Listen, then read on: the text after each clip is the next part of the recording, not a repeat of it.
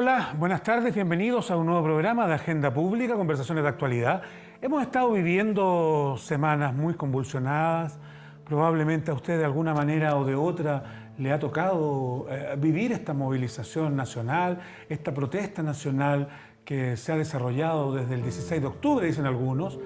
A mi juicio, y me voy a tomar un minuto para compartirles una reflexión, yo podría poner el punto de inicio de todo esto en unos 3 meses antes del 16 de octubre, o quizás 2, con todas las movilizaciones que se desarrollaron en el Instituto Nacional, en el colegio, ahí en el centro de Santiago, a las espaldas de la Casa Central de la Universidad de Chile, donde están las dependencias del Instituto Nacional. Hubo movilizaciones de los estudiantes por varios meses, fueron maltratados y ellos siguieron adelante, fueron acusados de violentistas y ellos siguieron adelante con sus movilizaciones, sus demandas de mejora de la educación pública.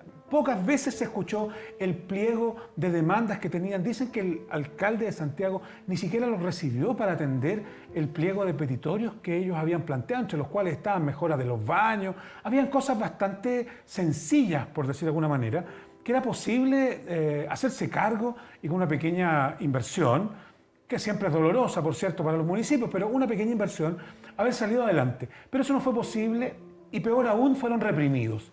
Y llegó Carabineros y les tiraron gases lacrimógenas y apalearon a los cabros, y los cabros reclamaron, y hubo posiciones a favor y en contra, pero ellos siguieron adelante. Y en algún momento, después de una jornada bastante violenta en que entró fuerzas especiales al colegio, entraron a las salas llenos de bombas lacrimógenas cuando estaban haciendo clases, y varios otros hechos, algunos más graves que otros, denuncias de todo tipo, estos cabros se cansaron y dijeron, ¿saben qué? Nos vamos a tomar la estación Universidad de Chile del metro. Y llegaron a la estación Universidad de Chile del metro y se pasaron de los torniquetes para entrar a la estación. Y vuelta fueron reprimidos por Carabineros y recibieron la solidaridad ya no de la ciudadanía, sino que en primer lugar de los alumnos de la enseñanza media, de casi todos los colegios de Santiago que vieron esto por televisión, que lo subieron por redes sociales, por videos, por Twitter, por Facebook, por Instagram, y dijeron vamos a ir a solidarizar con los cabros del Instituto Nacional, y se volvieron a pasar, y comenzó esto de la evasión del metro para denunciar todo lo que estaba viviendo la educación pública. Pasaron prácticamente una semana, desde un día lunes hasta un día miércoles o jueves, en que a los cabros les dieron paliza duro y parejo, la represión policial. Y entonces la ciudadanía dijo, no es posible que unos chiquillos de 15, 16, 17 años se estén jugando prácticamente por todo lo que a nosotros nos molesta. En el intertanto, el gobierno, con alguna dosis de bastante discriminación en sus comentarios, algunos ministros hicieron unos comentarios absolutamente desafiantes y desafortunados para la gente. Como ir a comprar flores porque había bajado el IPC, como levantarse más temprano, como ir a que la gente en realidad iba a los consultorios y que podía hacer vida social, que demostró que en el gobierno probablemente había un grupo y un sector social que no estaba viviendo y nunca había vivido las condiciones económicas, sociales y materiales que la ciudadanía estaba viviendo cada día. Y se desató esta ola de protestas nacionales y el gobierno tal vez hizo lo peor que podía hacer, que fue incrementar la represión con un estado de emergencia. Y sobre eso hemos tenido luego 22 personas asesinadas, 128 jóvenes, casi todos, que han perdido la visión por disparos de la policía de balines en los ojos. ¿Y cuál ha sido la demanda? Que todo el mundo se pregunta, usted podrá verlo en televisión. ¿Cuál es la demanda de todo este movimiento social? Sobre esa demanda, ¿cuál es la demanda o la gran bandera de este movimiento social que hoy día está todavía en las calles y parece que no tiene ninguna gana de irse para la casa? Vamos a conversar con el abogado Mauricio Salinas, especialista en temas de seguridad pública, pero también un impulsor desde hace muchos años, y me conste, lo voy a decir porque probablemente él no lo va a querer decir, ha sido un impulsor y un apoyador desde hace muchos años, yo lo he escuchado hablando de la importancia de una nueva constitución y una constitución construida en democracia con la participación de toda la ciudadanía, y si no me equivoco, él también es un gran impulsor de un proceso llamado Asamblea Constituyente, al que le vamos a preguntar también para que nos explique un poco esta gran demanda del movimiento social hoy día que está en la calle, que es una nueva constitución y la Asamblea Constituyente. Mauricio Salinas, bienvenido al programa Agenda Pública y discúlpame esta larga introducción, pero me parecía necesaria. No, está muy bien, Fernando. Muchas gracias por la invitación. Muchas gracias por esta invitación a conversar entre estos temas, digamos, que son, como tú lo decías, tan cruciales, digamos, para la vida de cada uno de nosotros y la vida en sociedad. Bueno, la verdad es que yo creo que la demanda que hay es una demanda que tiene muchas demandas en su interior, pero que en definitiva todas llevan hacia un malestar con el orden económico, social, político y cultural existente. Es decir, es el conjunto del orden que existe en nuestro país el que ha generado una situación de exasperación en la gente, una situación de sensación de abuso, de humillación, de no sentirse considerado, de generar una cultura, digamos, que hace que la gente... Fíjate que Chile es uno de los países que tiene las más altas tasas de enfermedades mentales. Chile es es el país que tiene... No sé si hoy día será ese mismo, pero según mis cifras de hace un tiempo atrás, pero hoy día podría ser el segundo o el tercero, que consume más drogas legales per cápita en el mundo. En el mundo, es decir, nuestra sociedad, para poder vivir en las condiciones que la gente vive, para poder soportar las condiciones que la gente debe vivir, entonces tiene que recurrir a los psicofármacos. Y eso lo que nos está mostrando, en definitiva, no es que la gente, los chilenos tengan algunas debilidades especiales, sino que la forma en cómo vivimos, la forma en cómo está organizada nuestra sociedad, en definitiva, cómo se ejerce el poder en nuestra sociedad, es una forma que atenta contra un desarrollo pleno, un desarrollo integral, un desarrollo humano que haga sentir que efectivamente somos todas personas, parte de una comunidad humana y que nos debemos respeto los unos a los otros y que tenemos consideraciones por la vida de los demás. Entonces, hay un orden que está cuestionado. Entonces, puede que mucha de la gente que sale a la calle, que sale a protestar, no sepa, y de hecho yo recuerdo, como tú decías, digamos, hace muchos años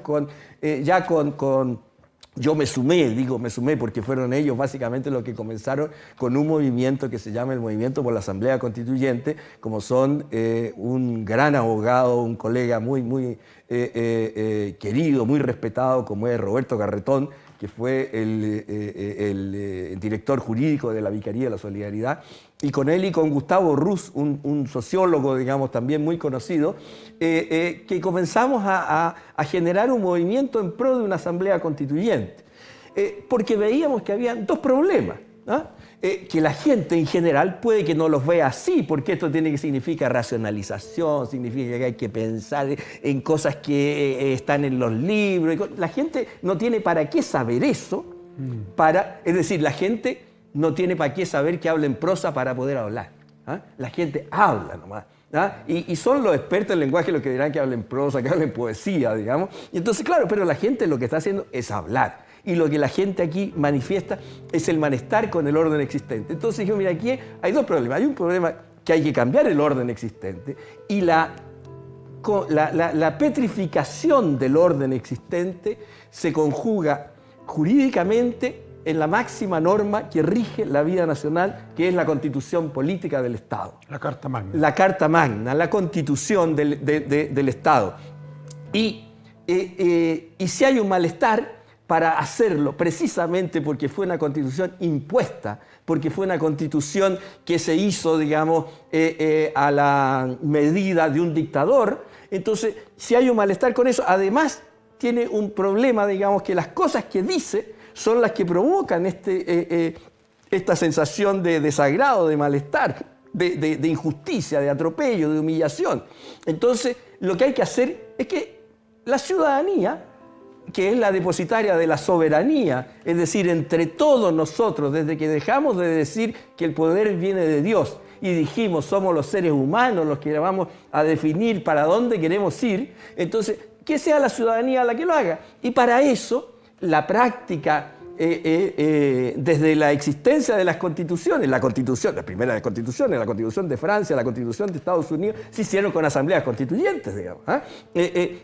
La Constitución de Francia en 1791 y la de Estados Unidos en 1776. O sea, entonces resulta que hay que hacerlo a través de un procedimiento que sea exactamente lo contrario de cómo fue impuesta la Constitución del 80, en donde todo el mundo participe.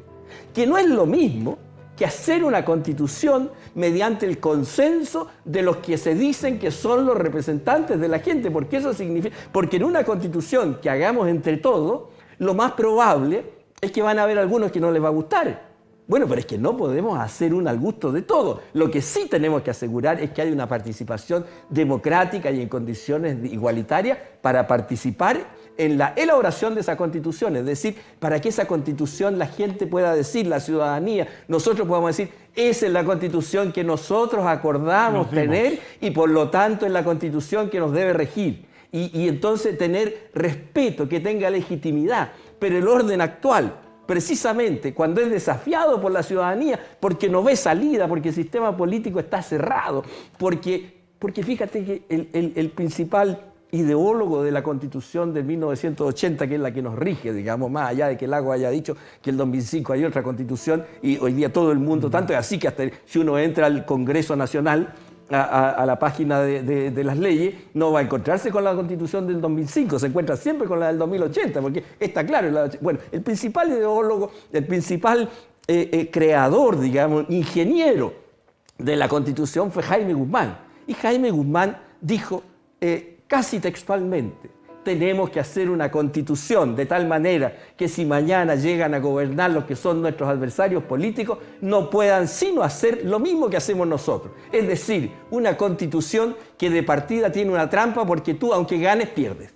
Es decir, esa constitución que es la que ha generado esta sensación de ilegitimidad del sistema político, porque tenemos una política, un sistema político que no tiene un sistema político sin dientes, porque tiene mecanismos tales que impiden hacer que la política sea la que gobierne la sociedad, porque supuestamente son los ciudadanos los que tienen que definir cuál es la sociedad en la que quieren vivir y cómo quieren vivir. Mauricio, mira, hay un elemento que no voy a poner en discusión para ahorrarnos tiempo. Y me gustaría que lo pudiéramos consensuar rapidito. El tema de la nueva Constitución de la Asamblea Constituyente es la principal demanda que hoy día tiene la ciudadanía en la calle en este estallido social, rebelión ciudadana, levantamiento chileno, como se le quiera llamar. O sea, yo creo que más allá de que sea eso, o sea, yo creo que es así. Más allá de que cada una de las personas que reclama tenga conciencia de que eso es lo que está reclamando, porque no tienen el conocimiento ni el lenguaje ni nada. Pero las personas que reclaman, digamos, porque el agua es privada, las personas que reclaman, puede que no sepan, pero todo se choca en el muro que construyó Jaime Guzmán y que se llama Constitución de 1980 y por lo tanto impide hacer la reforma necesaria. Y esa Constitución a su vez, que como ustedes se darán cuenta, en su nombre no se llama Constitución así simplemente, se llama Constitución Política del Estado. Es decir, es el instrumento legal en donde se plasma cómo está constituido políticamente el Estado. Y entonces ese instrumento es el que frena, porque detrás de eso está el ejercicio de la violencia que el Estado reclama para sí el monopolio de las armas, y por eso las tiene Carabineros, las tiene el Ejército, las tienen las policías, digamos, para imponer el orden. Entonces, ese sistema político que se contiene en la Constitución es el que impide hacer los cambios que puede ser que mucha gente no tenga conciencia, pero está claro. Ahora, yo creo que hoy día, producto de la experiencia ya de varias movilizaciones, el movimiento de la Asamblea Constituyente, producto precisamente también de la movilización social, y que es decir, no casualmente, sino que podemos hablar de eso a propósito de los temas de seguridad, que también fue iniciado por estudiantes en el 2011, un proceso de movilización masiva. Antes había habido el del 2006, digamos, de los pingüinos, pero el 2011 pegó un remesón, quizá no tan fuerte como el de ahora, porque hoy día además hay una expresión política de ese movimiento que nació el 2011. En ese momento no existía. Había un grupo que administraba este sistema político. Una maduración de esas ideas. Pero no solo hay una maduración, sino que hay producto de eso, se hicieron ciertas reformas que, sin embargo, de no abrir las compuertas a un cambio efectivo, significativo, permitieron ampliar el espectro político que estaba contenido en un duopolio binominal. Porque el sistema binominal que estaba contenido ahí en el orden constitucional que inventó Guzmán estaba hecho para impedir que la política pudiera ser el camino de expresión y el camino mediante el cual la gente pudiera definir de qué manera quería vivir. Te voy a leer lo que contiene la Constitución Política de la República de Chile, el artículo 5º, para que entremos en materia, que es hacia donde me gustaría llevar la conversación. Dice el artículo 5º, la soberanía reside esencialmente en la nación, no en el pueblo, en la nación. Claro. Su ejercicio se realiza por el pueblo a través del plebiscito y de las elecciones periódicas, y también por las autoridades que esta Constitución establece. La pregunta es, ¿por qué no se podría realizar de buenas a primeras un plebiscito que convoque a la ciudadanía, al soberano, al pueblo soberano, a la nación soberana, a pronunciarse si quiere la instalación de una asamblea constituyente? O sea, mira, a ver, lo que pasa es que esto, que a mí me parece muy bien, digamos, hablar sobre eso, pero yo creo que no tenemos que tramparnos en cuestiones técnicas porque confunden aún más a la gente. Lo que sí tenemos que tener claro es que en términos de técnica jurídico-constitucional, que es la que permite, digamos, hacer mecanismos para ver de qué manera esto se puede hacer de acuerdo a la institucionalidad, es técnico, pero siempre, no existe nada que sea estrictamente técnico en estos ámbitos si no tiene que ver con el poder político, porque la Constitución lo que regula es el poder político. Y entonces, de la misma manera, como la ministra Hood, que se justificaba en decir que era una comisión de expertos la que le había dicho que tenían que subir 30 pesos del pasaje porque el algoritmo no sé qué y el polinomio no sé cuánto decían que tenía que subirlo, y entonces resulta que salió la gente a la calle, generó un impacto y, milagro, los técnicos descubrieron que era posible echar para atrás y encontraron una fórmula para hacer que fuera distinto y que las empresas... Bueno, es decir, no es... en definitiva, lo que está aquí en juego es una cuestión de poder.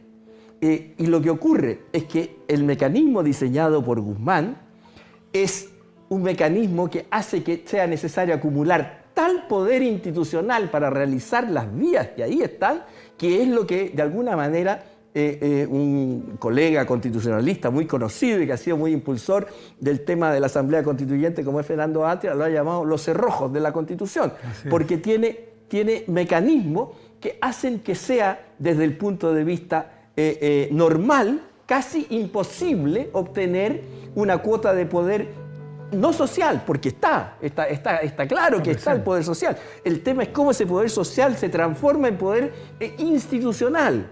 Y el problema está en que los mecanismos de transformación del poder social, político, cultural, en institucional que permita operar los mecanismos que está diseñado, hacen que sea casi imposible.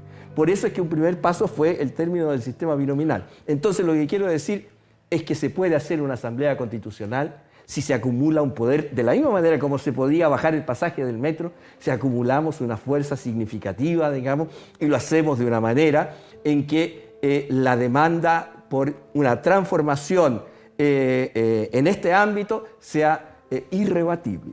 Lo que debemos hacer es seguir acumulando fuerza, explicar, entender, no a tontas y a locas, pero sí con fuerza. No hay nada que tenga que ver con la política. Mira, por ejemplo, está claro, digamos, que ahora esto explotó, entre otras cosas, por lo que tú decías, porque habían unos tipos, digamos, que hicieron... Tú sabes que cuando estalló la Revolución Francesa, María Antonieta le preguntaron, le dijeron, oiga, es que el pueblo dice que no tiene pan, digamos. Y entonces dice que coman torta, digamos. O sea, riéndose, ¿me entiendes? Bueno, eso es lo que hicieron estos, que se creían María Antonieta. El problema es que María Antonieta y luego terminaron con la cabeza debajo de la guillotina. Entonces, no es necesario, pero pareciera ser que estos cambios que se podrían haber dicho hace mucho tiempo, se podrían haber hecho hace mucho tiempo. Fíjate que yo, a propósito de esto, en la medida en que la Constitución es la que contiene la regulación del poder, traje aquí un texto que es un informe de desarrollo humano en Chile del PNUD del año 2004, que se llama El poder, ¿para qué y para quién? Y fíjate que el PNUD, que no es alguien, ¿cómo se llama? Un sistema ¿cómo se llama? De ultras, digamos, o anarquistas, o no sé qué, dice lo siguiente. La gente, esta es una cita de personas que en la encuesta que hicieron, dice, en todas partes lo pasan a llevar a uno. Uno va de una oficina y la persona te mira como estáis vestido. primero y ni te atiende. Eso a mí me ha pasado. Eso es lo que cuenta la gente cuando le preguntan cómo vive. El 2003, porque esto es del 2004, esta entrevista es del 2003, pero hay informes anteriores también. Pero es que este es brutal. Y entonces dice lo siguiente, mira, dice, esta matriz que la gente considera, la ve como una matriz que tiene posición de privilegio, que genera unas relaciones de autoritarismo y sumisión. Y por lo tanto, dice, esta matriz motiva en muchos un intento por compensar el abuso y la humillación mediante el ejercicio de desquites y resentimiento, lo cual no hace sino más que reforzar esa misma matriz y sus efectos. Es decir, cuando a la gente le toca, digamos, la peor comida, la peor ropa, la peor salud, la peor pensión, y la gente reclama y explota, ¿qué es lo que cae encima? El poder del orden, digamos, a través del poder de ejercicio de la violencia del Estado. ¿Ah? La normalidad que le llamaron también. O sea, imponer la normalidad. Sí, pero lo que pasa es que eso muestra la ilegitimidad del orden, porque para que esté esta normalidad, que va a ser imposible recuperar con este orden, para que esté esta normalidad, tienes que sacar al ejército a la calle. Es decir, el orden no tiene ninguna legitimidad, porque precisamente no solo no está hecho por la gente, sino que fue impuesto, pero además tiene unos contenidos que lo que hacen es asfixiar a la gente en su desarrollo como persona. Entonces, esto que hace la gente, dice, genera unos desquites y genera resentimiento. Y cuando la gente, después de sentir toda esta humillación, explota, lo que le cae encima es la matriz que lo que hace, es la fuerza del Estado, que lo que hace es amplificar los efectos de esa matriz de autoritarismo y sumisión, porque ahí lo que el Estado pide cuando saca a los militares a la calle no es obedézcanme porque mire, esto que estamos pidiéndoles que ustedes obedezcan nos conviene a todos. No, sino obedezcan porque si no disparo. Y entonces, ese es el problema de la ilegitimidad que tiene el actual orden, que se condensa en la Constitución. Ya, pero tú dices, si están las condiciones, si está la fuerza y el poder soberano, por llamarlo de alguna manera, del pueblo, soberano del Estado en última instancia, si existe ese poder político suficiente, desplegado en la calle o como se quiera manifestar, entonces, y si la gran demanda de ese movimiento, de esa protesta social, de ese estallido, es una asamblea constituyente, independiente de lo que diga la técnica jurídica, independiente de lo que diga la Constitución, se puede llevar adelante. Claro, porque la única materia que no podría llevarse adelante es decir, esta Constitución no puede ser reformada por nadie y el día que alguien la quiera reformar, el aparato represivo del Estado dará cuenta de él. Pero la Constitución no dice eso, porque si decía algo así, no obtenía legitimidad. Y la dictadura necesitaba hacer una demostración de tener una cierta legitimidad. Ponía muchas trabas, ponía muchos cerrojos. Primero el artículo 8, los senadores designados, el sistema binominal y un conjunto de otros dispositivos jurídicos complicados, pero para impedir que se expresara la voluntad soberana del pueblo. Hay varios que tratan de llevar nuevamente esta demanda de la Asamblea Constituyente, la nueva Constitución, por lo que ellos llaman la vía institucional. Es decir, tomar toda esta demanda y volverla a pasar por el Congreso, un Congreso que está bastante deslegitimado y donde varios de los que participan del juego democrático, que pudieron haber sido en algún momento opositores a esta Constitución o a esta institucionalidad, les critican del otro lado que ustedes participan de esta institucionalidad, ustedes se acomodaron a esta institucionalidad, ustedes han hecho reformas a esta institucionalidad, hay reformas posibles, ustedes no pueden embarcarse en esta aventura ciudadana, soberana y sin destino, ¿no? A ver, es que ese es el problema. Hay quienes tienen una concepción del orden y del poder que les impide entender que el orden y el poder no lo detectan ellos por designio divino, que eso se acabó hace muchos años, ni tampoco ni por la tradición, ni por cuestiones familiares, de ascendencia familiar, sino que el poder está para ser ejercido por la ciudadanía. Y entonces ellos parten descalificando de antemano lo que los ciudadanos podría tener como resultado la acción de los ciudadanos. Pero nadie está diciendo que lo hagan las montoneras, nadie está diciendo que lo hagan, digamos, en batallas campales, nadie piensa eso. Y efectivamente, desgraciadamente, lo que pasa, ¿sabes qué? Este sistema que tiene una perversión diabólica en su perfección, de impedir la expresión de la soberanía, de impedir la expresión de la voluntad popular en el desarrollo de la actividad nacional, hace que, como te decía antes, la política no sea una actividad que no tiene capacidad, como las maquinitas tramposas estas que ponen en los lugares para que los niños jueguen y hagan, para agarrar peluche, y los brazos nunca llegan. Entonces hay que meter más moneda y está jugando mucho, sí, pero el brazo nunca llega, porque tiene una trampa, el hilo no alcanza a llegar. Bueno, esa es una especie de... Entonces, ¿qué pasa?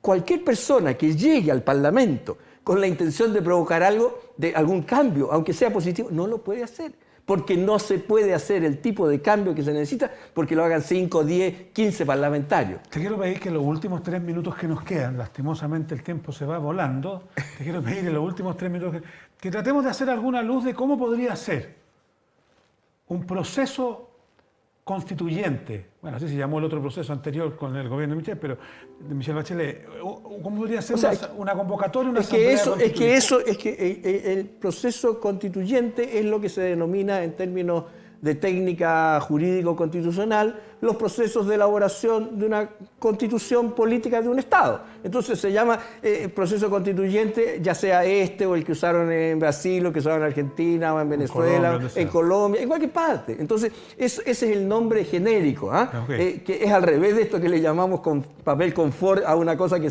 tenía la marca confort, y terminamos diciéndole confort a una marca, generando, digamos, el sustantivo, o la Gillette, claro, o el Frigidaire. Entonces, bueno, esas cosas. Entonces, el proceso constituyente es el proceso mediante el cual, de la manera que sea, es decir, cuando Pinochet hizo la Constitución del 80 con Guzmán, hicieron un proceso constituyente, solo que no tiene nada de democrático, solo que no tiene nada, ninguna participación, solo que es la imposición de un orden. Entonces, ese proceso constituyente. Ahora, para esto, digamos, es necesario, yo creo que el principal punto es generar quórum suficiente para reformar el capítulo de la Constitución que establece el mecanismo de cómo se puede reformar la Constitución, o el capítulo en donde se dice que se puede llamar a plebiscito de acuerdo a la Constitución. Ahí uno le podría arreglar una palabrita que dijera, y las leyes, y entonces se hace una ley que no tiene para qué tener quórum, digamos, de ese tipo. Es decir, las posibilidades existen. Pero ustedes, amigas y amigos televidentes, ustedes lo han visto.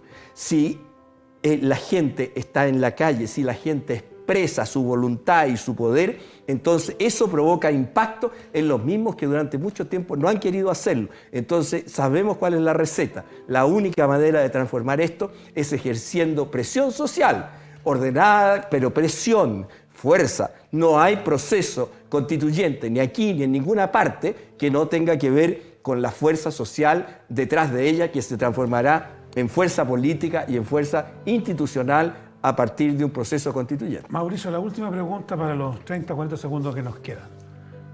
¿Tú crees que el actual presidente Sebastián Piñera tendrá la fuerza, la capacidad, la habilidad, la inteligencia, lo que quieras, política, para encabezar ese proceso?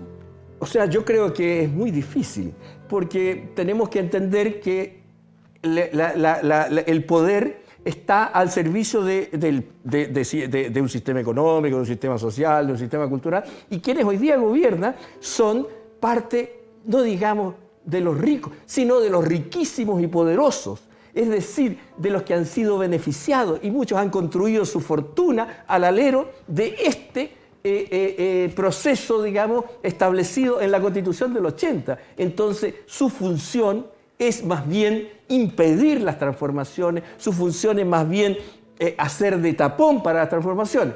Pero en todo caso, como lo hemos visto estos días, dependerá de la fuerza que mostremos, porque están obligados, digamos, a aceptar cosas que vayan en contra de su opinión, si es que tenemos la fuerza suficiente para que esto se imponga socialmente. Te quiero agradecer y queremos agradecer a Mauricio Salinas, abogado, especialista y gran promotor de todos los procesos para una nueva constitución y también de la Asamblea Constituyente. Así que, Mauricio, espero que más adelante podamos volver a conversar sobre estos otros temas una vez que haya tomado algún rumbo más claro todo este proceso. Bueno, muy bien, pues no, muchas gracias por la invitación, pues ha sido un agrado estar aquí. Te agradezco que hayas venido y a ustedes no se vayan, ya venimos con otro interesante entrevistado en nuestro programa Agenda Pública, conversaciones de actualidad, siempre con el apoyo de la Fundación Instituto de Estudios Laborales, que usted encuentra en fundacionchile.cl. fundacionfielchile.cl, ahí sí están todos los documentos, los informes, los trabajos en los cuales se dedica la Fundación Fiel. Así que muchísimas gracias, no se vaya y regresamos al programa Agenda Pública.